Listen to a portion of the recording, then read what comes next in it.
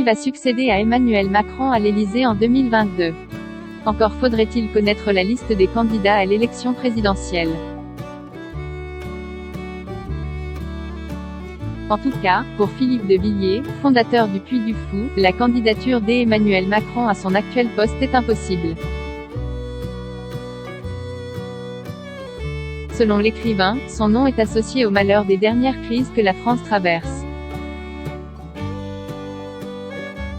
D'autres parlent déjà d'un match entre l'actuel chef de l'État et Marine Le Pen en 2022. Mais voilà, il pourrait y avoir un candidat surprise face à eux, Édouard Philippe. L'ancien Premier ministre est actuellement de retour sur la scène médiatique pour la tournée promotionnelle de son livre Impressions et lignes claires.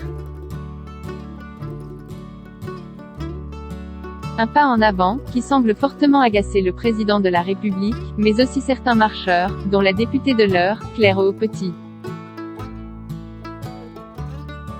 Invitée à se prononcer sur le sujet dans l'émission Le Brunch de l'Info, sur LCI, ce dimanche 11 avril, elle accuse Édouard Philippe d'avoir mis en difficulté Emmanuel Macron. Une candidature pour 2027 ? Pour Claire Aupetit, la crise des Gilets jaunes est l'œuvre de l'ancien Premier ministre. Elle déclare, sentant les problématiques qu'il y avait, il a tout fait aussi pour déstabiliser.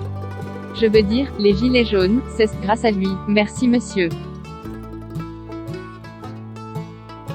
Si l'homme pourrait être un rival potentiel pour Emmanuel Macron en 2022, Claire Aupetit affirme que c'était initialement l'ambition d'Édouard Philippe, mais pour 2027.